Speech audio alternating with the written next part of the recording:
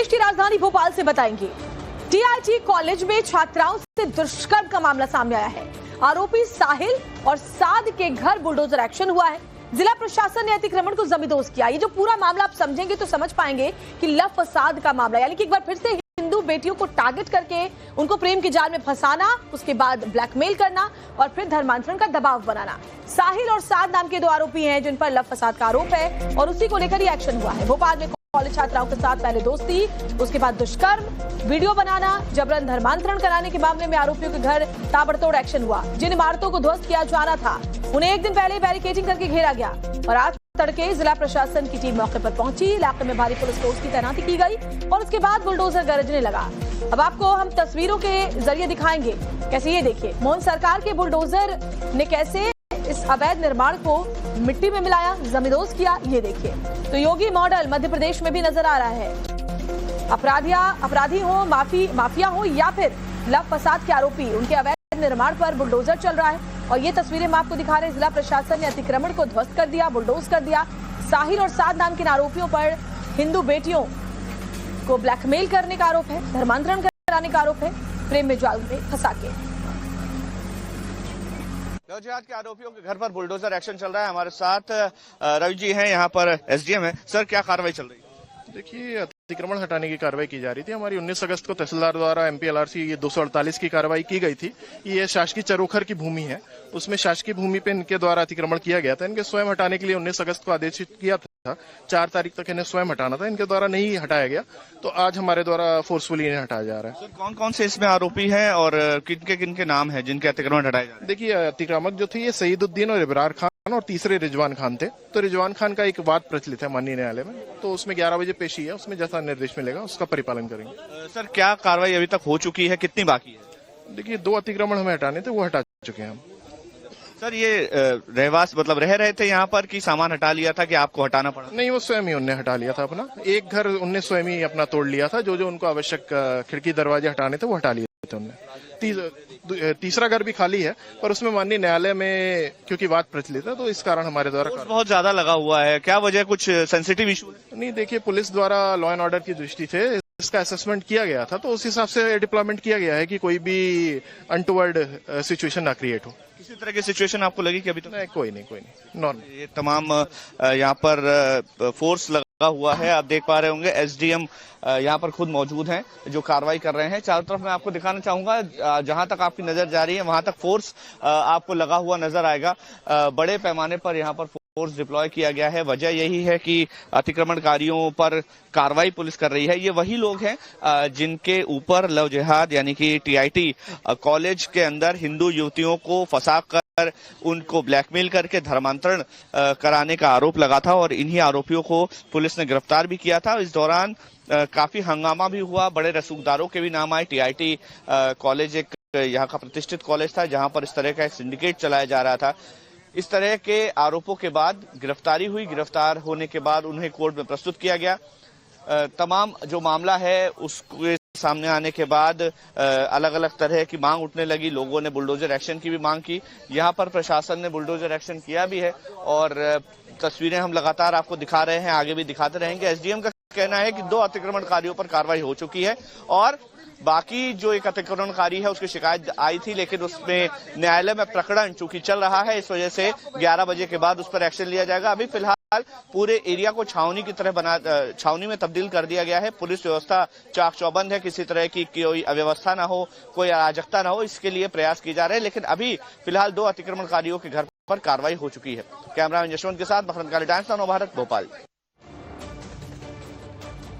उनको तोड़ा गया है। जो आरोप है वो लव जिहाद का लगा था। क्या नाम है आपका? मेरा नाम सर महबूब है। मैं चना मूंगफली का धंधा करता हूँ। मेरा बाबानगर में घर है, कदीर की डेयरी के पास। ये किसका मकान है?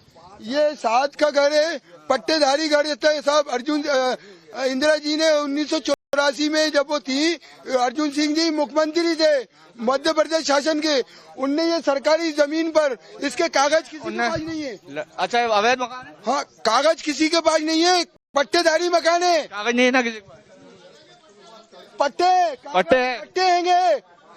हैंगे सर, सबके पट्टे हैं 1984 के, रिकॉर्ड में चढ़ा कंप्यूटर पे। अभी मकान अवैध है, प्रशासन कह रहा है कि ये मकान अवैध है। ये झूठी सरकारी जमीन पे बना है। ये झूठी बात है, सरकारी जमीन पे नहीं बना। सरकारी जमीन पे बना होता तो शासन उस जमाने का पट्टा कैसे देता? पट्टे हैंगे सबके पट्टे हैं। अर्जुन सिंह के जमाने के, जब वो मुख्यमंत्री थे, माननीय पुलिस आई थी। पुलिस ने शासन ने तोड़ा है। अब क्या घटना रही हो, क्या इसके पीछे कारण रहा हो, ये वो जाने साहब। लेकिन मैं ये गुजारिश करता हूं, ठीक है, हाथ जोड़ के तो ये तमाम जो स्थानीय लोग हैं वो हंगामा भी कर रहे हैं। ये तस्वीरें आप देखिए, यहाँ पर तमाम जो लोग हैं, स्थानीय लोग हैं, वो इसका विरोध कर रहे हैं। ये शाद का मकान है जिसको तोड़ा गया है। इस मामले में कोर्ट में गुहार लगाई गई थी, लेकिन अदालत की तरफ से कोई रोक नहीं लगाई गई। लिहाजा भारी पुलिस बल की मौजूदगी में सरकारी जमीन पर बने अवैध कब्जे को बुलडोज किया गया।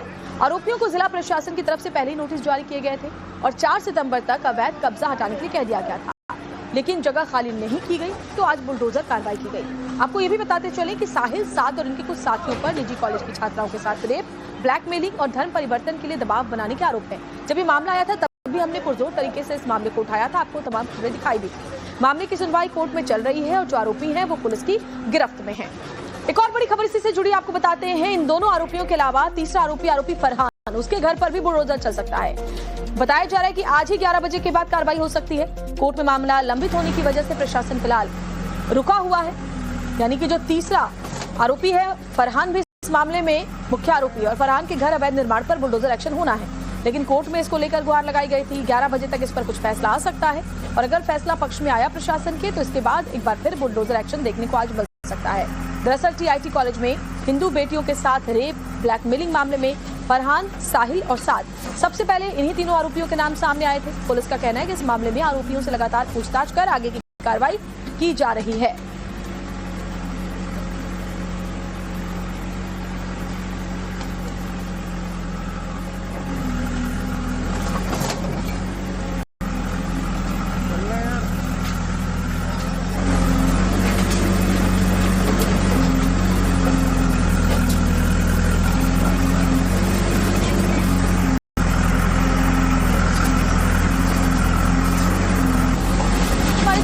मकरंद काले हमारे संवाददाता भोपाल से जुड़े हुए। मकरंद, इन आरोपियों पर लंबे वक्त से मांग हो रही थी कि बुलडोज किए जाए इनके अवैध कब्जे। आज वो शुरुआत हो भी चुकी है।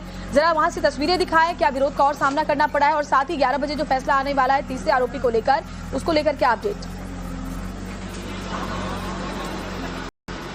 देखिए, मैं सीधी तस्वीरें दिखाना चाहूंगा। ये आरोपी शाद का घर है जिसको जमींदोज किया जा रहा है। अभी मलबा हटाने का काम चल रहा है। थोड़ी देर पहले अब बुलडोजर चला था इस मकान पर। आरोपी शाद और साहिल, इन दोनों के मकानों को जमींदोज आज कर दिया गया है। दरअसल लव जिहाद का एक मामला सामने आया था। भोपाल का टीआईटी कॉलेज है।